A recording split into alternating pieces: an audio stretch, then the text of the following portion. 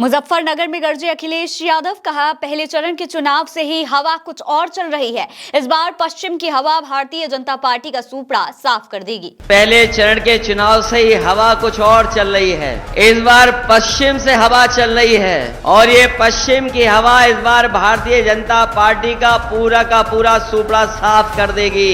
राजस्थान की रैली में प्रियंका गांधी ने भारतीय जनता पार्टी पर बोला हमला, कहा मोदी सरकार ने बड़े बड़े अरबपतियों का माफ किया लाखों करोड़ों का कर्ज, वहीं किसानों को 10,000 रुपए के लिए करनी पड़ती है आत्महत्या। 16,000 करोड़ रुपए की छूट का कर्ज माफ किया है बड़े बड़े उद्योगपतियों का, और यहाँ किसान 10,000 रुपए के लिए आत्महत्या कर रहा है। वायनाड में राहुल गांधी का विशाल रोड शो में पट गई वायनाड की सड़कें। प्रचार के दौरान राहुल ने कहा वायनाड के लोगों से मेरा रिश्ता परिवार के जैसा। रैली के बीच इलेक्शन कमीशन ने राहुल के हेलीकॉप्टर की ली तलाशी के पीछे के कारण की नहीं मिली कोई जानकारी। चुनाव प्रचार के लिए वायनाड जा रहे थे राहुल गांधी।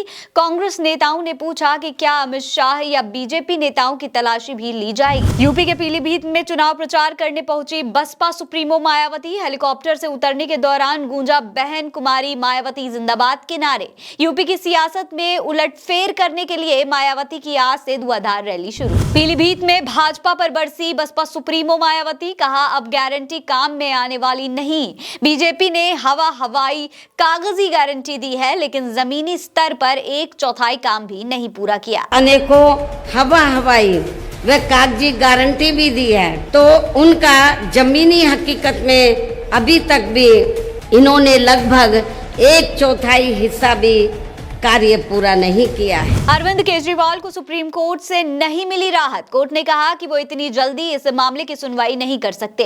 कोर्ट ने ईडी को इस मामले में नोटिस जारी कर 24 अप्रैल तक मांगा जवाब। 29 अप्रैल को इस मामले में सुप्रीम कोर्ट करेगा सुनवाई। लालू यादव का बीजेपी पर निशाना, कहा बीजेपी में काफी घबराहट, ये 400 पार की बात घबराहट में कर रहे हैं।